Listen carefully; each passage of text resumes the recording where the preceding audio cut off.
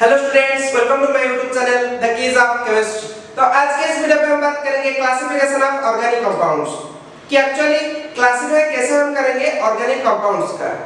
तो दो चीज यहाँ पे आएगा हमारे सामने कि क्लासिफाई हम करेंगे कि कार्बन स्केलेटन कैसा है, उसके रिलेटेड हम क्लासिफाई करेंगे। और एक और चीज है हमारा कि फंक्शनल ग्रुप कहाँ पे लगा है, किस पोजीशन पे, और कहीं पे दो फंक्शनल ग्रुप लगा है, कहीं पे तीन फंक्शनल ग्रुप लगा है, कितना फंक्शनल ग्रुप लगा है, तो उसका रिजल्ट क्या आएगा। तो पहले चीज हमारे पास क्या आएगा क्वेश्चन कि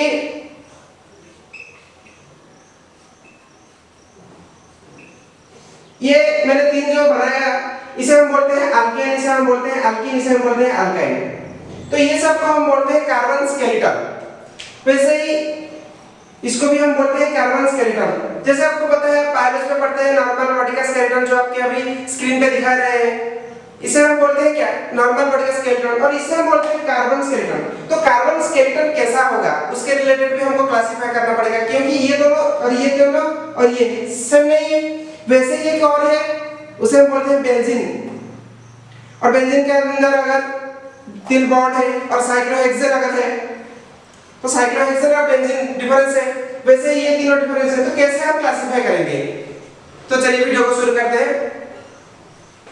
पहले चीज सबसे आता है कि based on carbon skeleton, actually carbon skeleton कैसा है।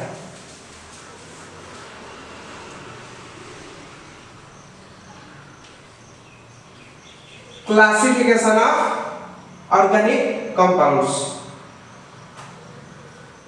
दो तीन चीज यहाँ पे इंपॉर्टेंट वाला अब बात करेंगे। अब एक काम कीजिए, एक नोट और एक पेन लेके बैठ जाइए और थोड़ा थोड़ा कुछ नोट कर लीजिए।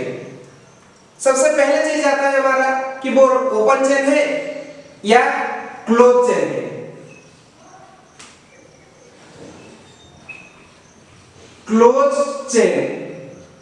क्लोज चेन को हम क्या बोलेंगे, that is cyclic.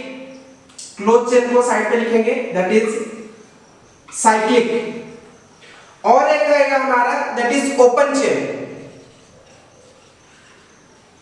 Open chain को क्या बोलते हैं, असाइक्लिक। तो भाई साहब ये असाइक्लिक क्या है, साइक्लिक क्या है। मेरे पास तीन कार्बन है, तो तीन कार्बन को मैंने ऐसे कनेक्ट किया 1 2 3। तो ये दोनों ने क्या किया, ये तीनों मिलके एक साइकिल के तरह फॉर्म कर दिया। इससे ये कनेक्टेड है, इससे ये कनेक्टेड है और इससे ये कनेक्टेड है। तो इसको हम बोलेंगे साइक्लिक। वही तीन कार्बन मेरे पास है लेकिन वो कनेक्टेड नहीं है, मतलब इससे ये कनेक्टेड है, इससे ये कनेक्टेड है, बस बात खत्म। तो ये है हमारे असाइक्लिक, ये साइक्लिक नहीं है। तो ये है हमारा cyclic, that is open chain. और ये है हमारा ये है हमारा acyclic, that is open chain. और ये है हमारा साइक्लिक का एग्जांपल ये भी है। साइक्लिक का एग्जांपल ये भी है। और एक चीज है, ये भी साइक्लिक का अंदर आता है, मतलब this is also cyclic, this is also cyclic, this is also and this is also cyclic. तो इसके अंदर हम कैसे डिफरेंस करेंगे, क्योंकि ये दोनों तो सेम नहीं है, ना ही ये दोनों सेम है। तो इसीलिए साइक्लिक दो तरह के होता है। साइक्लिक दो तरह के क्या क्या होता है, इसको मिटा देते हैं ताकि डिस्टर्ब ना करें।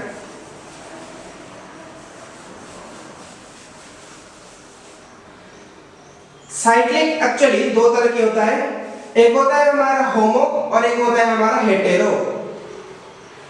क्या होता है, एक होता है हमारा होमो और एक होता है हमारा हेटेरो। तो भाई होमो क्या है, हेटेरो क्या है। होमो मींस हमको क्या पता है कि होमो मींस सेम है। जितने भी हम नंबर लेंगे, कार्बन को छोड़ दीजिए, अगर मैंने कुछ भी लिया, मतलब मैंने 5 पेन अगर लिया तो 5 पेन अगर सेम है तो उसको बोलते हैं होमो। जैसे कि हमारा है होमो सापियंस, वैसे ही होमो means all the compounds are taken are same, like that. In case of benzene, here all the corner positions are occupied by carbon. As all are same, so we can proudly say that it is a homo compound. And then what is hetero? Hetero means other than carbon. There are 5 carbon and 1 any other atom, like oxygen. The best example is what? Furan. Do you know the structure of furan? Yes, this is the structure of furan. Furan is what? Furan is heterocyclic. It is cyclic, but it is hetero. Why hetero? Because all these are carbon except this. This is oxygen. Oxygen is not carbon. Oxygen is another thing and carbon is also another thing. If this is composed of carbon, then it will be like that,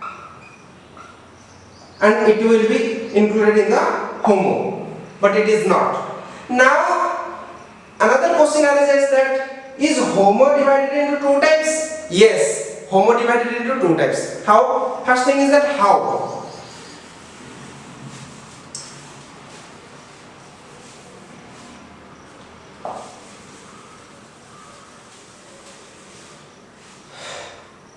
See, in case of this and in case of, I am taking three examples. And this and this. Okay. So in case of these three examples, these all are belongs to what? HOMO. They are belonging to HOMO, but they are not equal even. Why not equal? Because it is containing 3 triple bonds. It is containing 2, but it is containing no. It has 0, it has 2, it has 3. 3 is not equal to 2. So ये दोनों same नहीं है, ये दोनों same नहीं है, ना ही ये दोनों सेम है. तो ये तीनों अगर डिफरेंट है, तो वो तो HOMO के अंदर आ जाएंगे, लेकिन HOMO का भी क्लासिफिकेशन पढ़ना पड़ेगा, क्योंकि ये तीनों को भी हमको क्लासिफाई करना पड़ेगा. तो इसलिए क्या है कि HOMO दो तरीके हैं. मिटा देते हैं इसको. एक और बार हम बात कर लेंगे कि एक्चुअली HOMO क्या है. HOMO दो तरह की है, एरोमेटिक और एक है हमारा एलिसाइक्लिक. तो ये एरोमेटिक क्या है, एलिसाइक्लिक क्या है? एरोमेटिक बात को थोड़ा समझिए.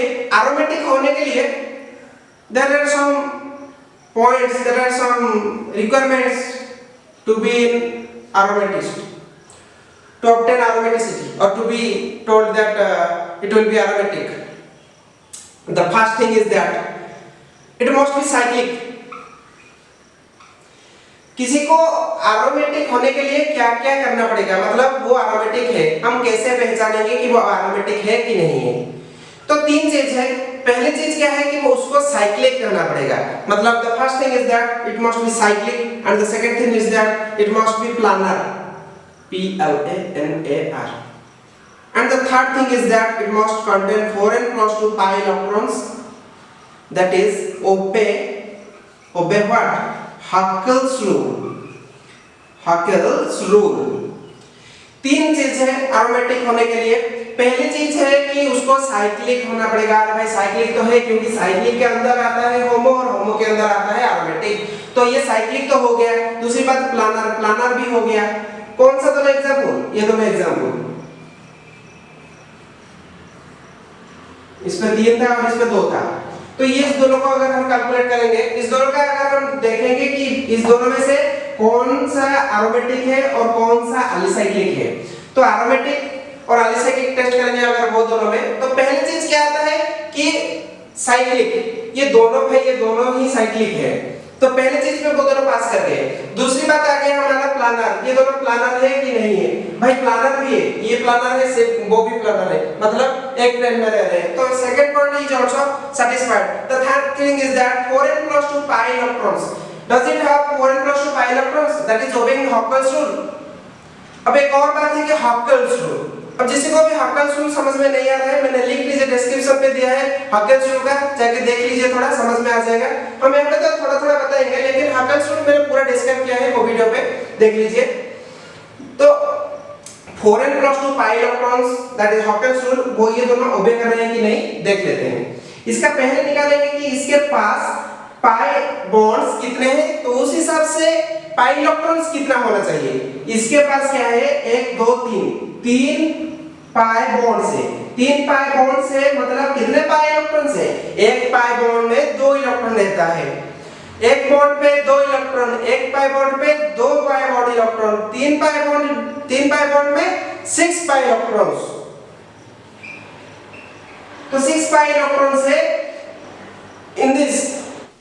तो अभी हम फार्मूला यूज करेंगे 4n + 2 पाई इलेक्ट्रॉन्स का जो फार्मूला है इसी पे यूज करेंगे, that is 4n + 2 pi electrons where n is the number of ring। अब यहाँ पे नंबर ऑफ रिंग कितना है? एक ही रिंग है, ये तो एक रिंग है ना भाई, तो एक रिंग है तो मतलब 4 1 + 2 that is 4 + 2 that is equals to 6 pi electrons.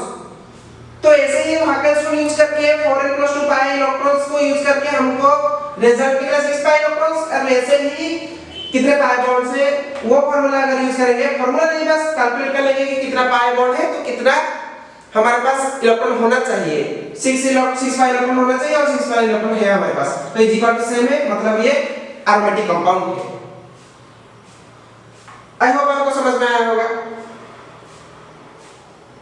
और ये वाला पे हम डिस्कस कर रहे हैं अभी, तो वहां पे इसको मिटा देते हैं। अभी हम डिस्कस करेंगे the second one, that is figure ऐसा है उसका, ऐसा है। तो जो तीन हमको चाहिए क्या क्या कि एक वो साइक्लिक है कि नहीं। First thing is what? Cyclic.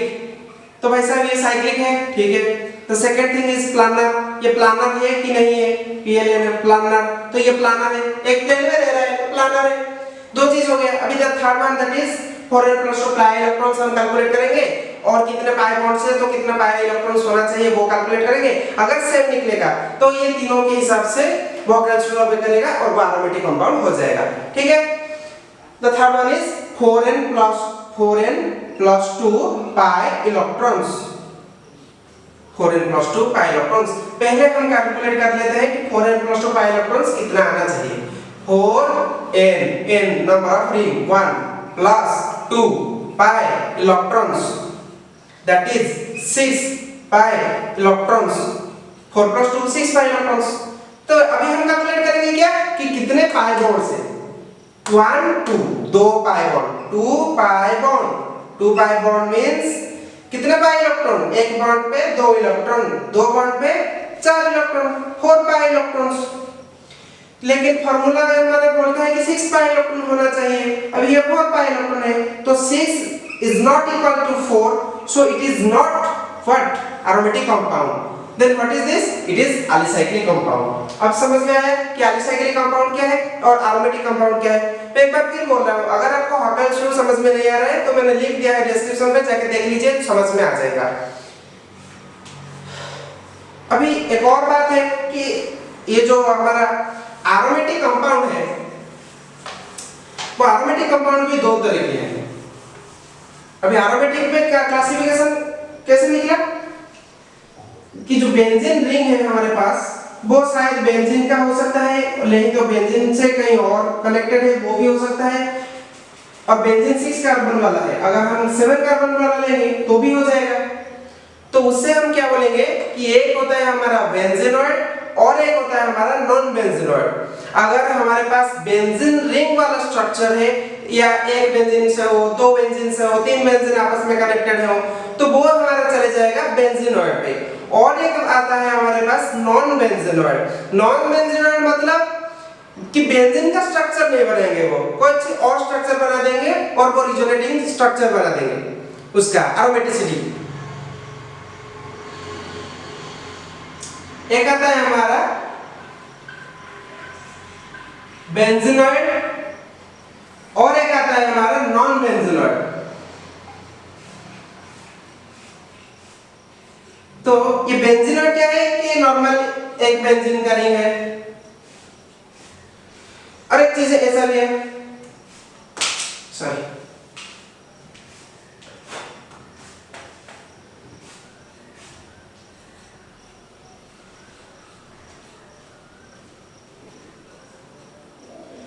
तो ऐसे करके ये हमारा हो गया बेंजीनॉइड। और नॉन बेंजीनॉइड क्या है,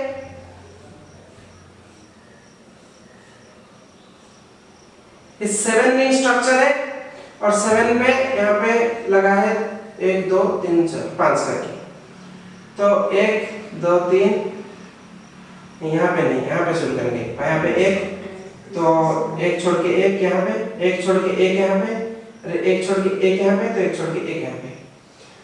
ये स्ट्रक्चर हमारा है नॉन बेंजीनॉइड का और ये स्ट्रक्चर हमारा है बेंजीनॉइड का। ये हमारा है एरोमेटिक। एरोमेटिक के लिए एक बार फिर से लिख लेते हैं, क्या क्या होना चाहिए कि उससे प्लानर होना चाहिए, उससे साइक्लिक होना चाहिए। पहले साइक्लिक आता है तो पहले साइक्लिक ही लिखते हैं, क्योंकि साइक्लिक होने के बाद आएगा प्लानर पे। साइक्लिक नहीं है तो पहले इस चांस में कट गया हो। और 4n+2 पाई इलेक्ट्रॉन्स होना चाहिए उसके पास, तो ये तीनों हो जाएगा एरोमेटिक। नहीं हुआ तो that is it is not aromatic, it is not aromatic. तो ये है हमारा होमो और ये है हमारा हेटेरो। होमो means C C C C C C।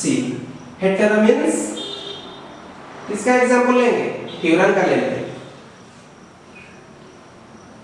ये है हमारा हेटेरो का एग्जांपल, ये है हमारा होमो का एग्जांपल, ये हमारा है साइक्लिक का एग्जांपल और ये हमारा ओपन चेन का एग्जांपल। एक और बार देख लीजिए और नोट पे भी लिख लीजिए। डायग्राम करके लिखेंगे तो आपको समझने में आसानी होगा, याद रखने में भी आसानी होगा।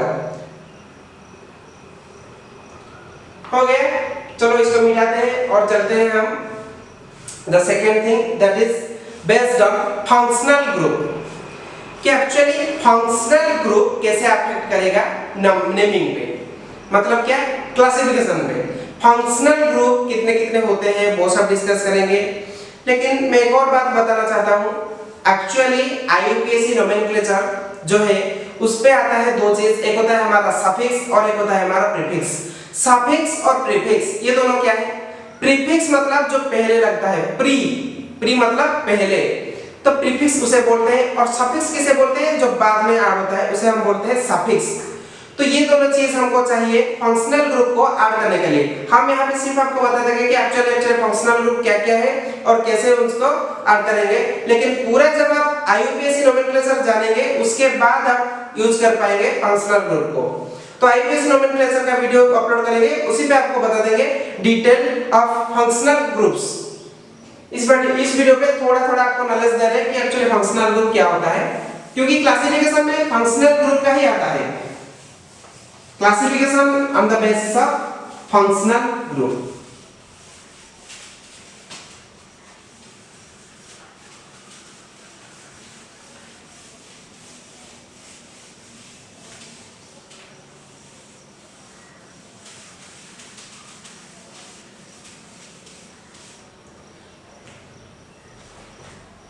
तो ऐसे ही नॉर्मली बता देते हैं, डायग्राम करके हम दिखाएंगे IUPAC नोमेनक्लेचर वाला वीडियो। पहले चीज सबसे आता है अल्केन का। क्या है अल्केन? उससे पहले हम देख लेते हैं, अगर एक कार्बन है हमारे पास तो वो क्या है? मीथ है। 2 कार्बन मतलब ईथ है। 3 मतलब प्रोप, 4 मतलब ब्यूट, 5 मतलब पेंट, 6 मतलब हेक्स, 7 हेप्ट। अब इतना ही जाते हैं, 5 तक जाते हैं, ज्यादा नहीं। 1 2 3 4 5 6 7 and 8। What is this? This is meth, means carbon 1। अगर 2 कार्बन है हमारे पास तो हम लिखेंगे ईथ। ईथ में हम ऐड करेंगे कि एक्चुअली वो सिंगल बॉन्ड है कि डबल बॉन्ड है कि ट्रिपल बॉन्ड है, वो सब बाद में। तो आप क्लास 10th में तो पढ़े होंगे कि एक्चुअली मीथ क्या होता है, ईथ क्या होता है, प्रोप क्या होता है, इसलिए हम ज्यादा टाइम वेस्ट नहीं करेंगे और सीधे चलेंगे हम अल्केन के ऊपर। तो अल्केन क्या है? Single bond C, single bond C, that is alkane. Actually ऐसे आपको दिखाने के लिए बना दिया क्योंकि कार्बन तो 4 बॉन्ड बनाता है ना, तो ऐसे ऐसे करके हम दिखा रहे हैं कि कार्बन का जो बॉन्ड है, एक्चुअली कार्बन यहाँ पे हाइड्रोजन लगा होता है, नहीं तो यहाँ पे OH लगा होता है, नहीं तो यहाँ पे फ्लोरीन, क्लोरीन, ब्रोमीन, आयोडीन कुछ भी लगा होता है, तो वो हम कंसीडर नहीं करेंगे क्योंकि कार्बन मान लेते हैं ऐसा भी होता है और यहाँ पे क्या लगता है? ऑक्सीजन लगता है। ऑक्सीजन डबल बॉन्ड करता है, लेकिन वो डबल बॉन्ड को हम कंसीडर ही नहीं करेंगे। क्यों? क्योंकि हम अब यहाँ पे पढ़ रहे हैं कार्बन कार्बन का जो बॉन्ड है, क्या है कि कार्बन कार्बन के अंदर कौन सा बॉन्ड है। तो कार्बन कार्बन के अंदर सिंगल बॉन्ड है, सिंगल बॉन्ड है मतलब वो अल्केन है। तो अल्केन होने से क्या नाम आएगा वो बात पहले देख लेते हैं। अगर मेरे पास मीथ है, मीथ मतलब one carbon, that is myth plus alkane का हम ANE लेंगे। तो ANE क्यों लेंगे? क्योंकि ANE है हमारा सफिक्स। एक होता है हमारा, जैसे कि मैंने पहले बताया, एक होता है हमारा प्रीफिक्स, एक होता है हमारा सफिक्स। प्रीफिक्स जो पहले रहता है उसको अगर हम ऐड करेंगे तो हम लिखेंगे कि प्रीफिक्स वाला चीज ऐड हुआ हमारा, उसे हम बोलते हैं प्रीफिक्स। अगर हम द लास्ट वाला वर्ड यूज करेंगे तो हम बोलेंगे कि सफिक्स मैंने ऐड किया। तो ANE यहाँ पे सफिक्स है, तो myth plus ANE that is methane. The structure of methane is CH चार डायरेक्शन पे चार हाइड्रोजन, दैट इज मीथेन। वैसे ही मीथ के जगह मैं अगर लूंगा इथेन, मतलब eth plus ANE that will give rise to ethane, मतलब C1C इथेन। और यहाँ पे तो चार हाइड्रोजन है मेरे पास, यहाँ एक, यहाँ एक, यहाँ एक, यहाँ एक, और इसका यहाँ पे एक, यहाँ पे एक। एक्चुअली सीधा होता है, मैंने यहाँ है तो मार्क्स करने के लिए ऐसे लिख दिया, ठीक है। यह है हमारा क्या, दो कार्बन। दो कार्बन होने से meth prop ANE propane, but ANE butane, pent ANE pentane, hex ANE hexane. Hexane मतलब 6 कार्बन, 1 2 3 4 5 6, इसे हम बोलते हैं क्या, हेक्सेन। यहाँ पे हम बाकी हाइड्रोजन ऐड करेंगे, बाकी हाइड्रोजन बाकी हाइड्रोजन बाकी हाइड्रोजन बाकी हाइड्रोजन बाकी हाइड्रोजन ऐड कर लेंगे। तो ये हमारा है अल्केन। अभी चलते हैं हम alkyne, that is what, double bond. थोड़ा थोड़ा आप नोट कर लीजिए ताकि समझने में आसानी हो जाएगा। तो अभी हम चलते हैं अल्कीन के ऊपर। अल्कीन एक्चुअल क्या है, C डबल बॉन्ड C अगर रहेगा तो उसे हम बोलते हैं अल्कीन। इसे हम बोलते हैं क्या, अल्कीन। एक्चुअली मोस्ट नहीं है, ऐसे ही बना दिया C double bond C alkyne. तो क्या करेंगे, वही सेम फॉर्मूला ट्राई करेंगे मीथेन के ऊपर। है हमारे पास मीथ प्लस इसका सफिक्स ENE, तो क्या बना, METHENE मीथेन, सॉरी मीथीन। तो मीथीन बना क्या, सच में बना? नहीं बनेगा। क्यों नहीं बनेगा? क्योंकि मीथ जो है वो कार्बन 1 है, मतलब एक कार्बन अगर रहेगा तो उसे हम बोलेंगे क्या, मीथेन। तो अगर एक कार्बन अगर मेरे पास है तो वो डबल बॉन्ड कार्बन कैसे करेगा, क्योंकि एक और कार्बन की जरूरत है। कार्बन नॉर्मली जो चार बॉन्ड बनाता है, हाइड्रोजन हाइड्रोजन और यहाँ पे ऑक्सीजन, ऐसा ही एग्जांपल मैंने दिखाया था कि वो ऑक्सीजन के साथ किया था, कार्बन के साथ नहीं किया था। कार्बन कार्बन का हम यहाँ पे बातचीत कर रहे हैं, क्या कर रहे हैं, कार्बन कार्बन के बीच का जो बॉन्ड है वो कैसा रहेगा, ठीक है। तो दो कार्बन हमको चाहिए डबल बॉन्ड के लिए। दो कार्बन चाहिए मतलब ईथ से शुरू होगा, मीथ से शुरू नहीं होगा। मीथेन कुछ कंपाउंड एग्जिस्ट नहीं करता है, क्योंकि कार्बन डबल बॉन्ड, कार्बन यहां लिख देंगे तो दो कार्बन हो जाएगा, और ऑक्सीजन लिख देंगे तो नहीं होगा। तो क्या करेंगे, तो हम शुरू करेंगे ईथ से। समझ में आया? क्या करेंगे, हम ईथ से शुरू करेंगे, मतलब ETH eth plus ENE that is ETH ENE ethene, और इसका क्या आएगा, C double bond C double bond C, और यहाँ पे हाइड्रोजन लगा दो, बाकी जितने हैं हाइड्रोजन, एक दो हाइड्रोजन, एक हाइड्रोजन, दो हाइड्रोजन। तो ये बना क्या, C2H4। क्या बना, C2H4। वैसे ही एक और चीज लेते हैं हम, तो प्रोप लेने से क्या बनेगा, prop plus EME that is propene. तो प्रोपीन क्या बनाएगा, CCC, 3 है तो प्रोप है, एक डबल बॉन्ड दे देंगे तो प्रोपीन बन जाएगा। और बाकी हम हाइड्रोजन देंगे, एक हाइड्रोजन और यहाँ पे एक हाइड्रोजन, ऊपर एक हाइड्रोजन देंगे, नीचे एक हाइड्रोजन देंगे। इसको कितना हाइड्रोजन देंगे, एक ही हाइड्रोजन देंगे। और एक देंगे क्या, नहीं देंगे क्यों, क्योंकि कार्बन के पास 1 2 3 4 हो गया है, तो अब उतना ही कैलकुलेट करेंगे इसके लिए। तो भाई साहब उतना अगर कैलकुलेट करेंगे तो क्या बना वो, C3 और H क्या कितना है, 1 2 3 4 5 6, मतलब C3H6। अभी प्रोपेन गया, ब्यूटेन की बात करते हैं। तो but plus ENE that is butene. Butene मतलब C1 2 3 4, कहीं पर डबल बॉन्ड दे देते हैं, यहीं पे दे देते हैं। तो बाकी हाइड्रोजन फिलअप कर लेंगे। कार्बन के पास 4 हाइड्रोजन होना चाहिए,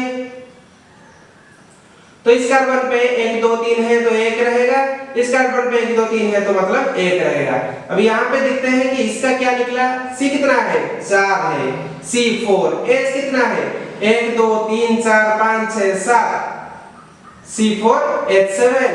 C4H7 हो रहा है, नहीं हो रहा है। गलत कहाँ पे है, यहाँ पे मैंने गलती किया। क्या गलती किया, C1 2 3 किया, एक और होना चाहिए, ठीक है।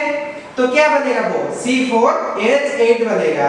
तो मैंने अपना खुद का गलती कैसे पहचान लिया, ऐसे कि इसका C अगर 2 रहता है तो इसका 4 रहता है, इसके पास अगर 3 रहता है तो इसके पास 6 रहता है, इसके पास अगर 4 रहेगा तो इसके पास ऑब्वियसली 8 रहेगा। तो एक जनरल फार्मूला निकलता है क्या, CnH2n, मतलब C अगर 6 है तो H12 होगा, तो उसे हम बोलेंगे अल्कीन। क्या बोलेंगे, अल्कीन। देखते हैं सच में होता है कि नहीं फार्मूला, हर बार टेस्ट करना जरूरी है। C6 है तो H कितना होगा, क्योंकि Cn है तो H2n है। वैसे ही अल्केन का क्या है, CnH2n + 2 और इसका है CnH2n। इसी पे डिस्कस कर लेते हैं ताकि ये समझ में आ जाएगा और अल्काइन वाला भी समझ में आ जाएगा, ठीक है। C6H12 है, मतलब ये कौन सा वाला फार्मूला है, CnH2n वाला फार्मूला, मतलब ये है क्या, अल्कीन है। तो C 2 3 4 5 6, 1 2 3 4 5 6 और बाकी का हम दे देंगे हाइड्रोजन, एक डबल बॉन्ड दे देते हैं क्योंकि ENE है। तो ये तो क्लास 10 पे आपका क्लियर हुआ होगा, इसीलिए ज्यादा मैं फोकस नहीं कर रहा हूं।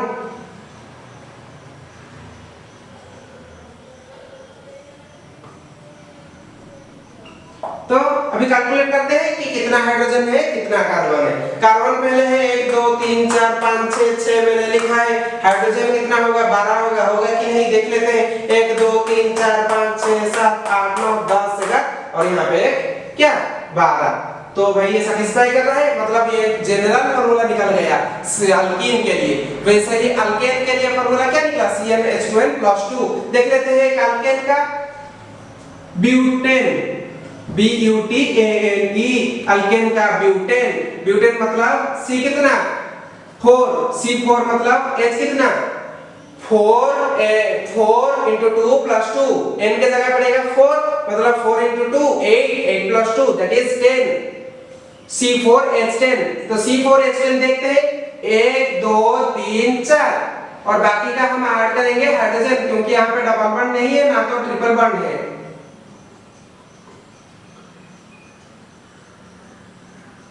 तो कितना हाइड्रोजन है यहाँ पे, 1 2 3 4 5 6 7 8 9 10, 1 2 3 4 5 6 7 8 9 10, मतलब ये फार्मूला सैटिस्फाई करना है।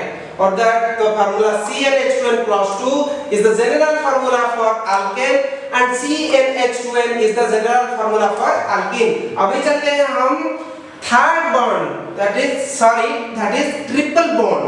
कार्बन कार्बन के अंदर जो रहता है ट्रिपल बॉन्ड अल्काइल, उसी के ऊपर अभी चलते हैं, डिस्कस करेंगे।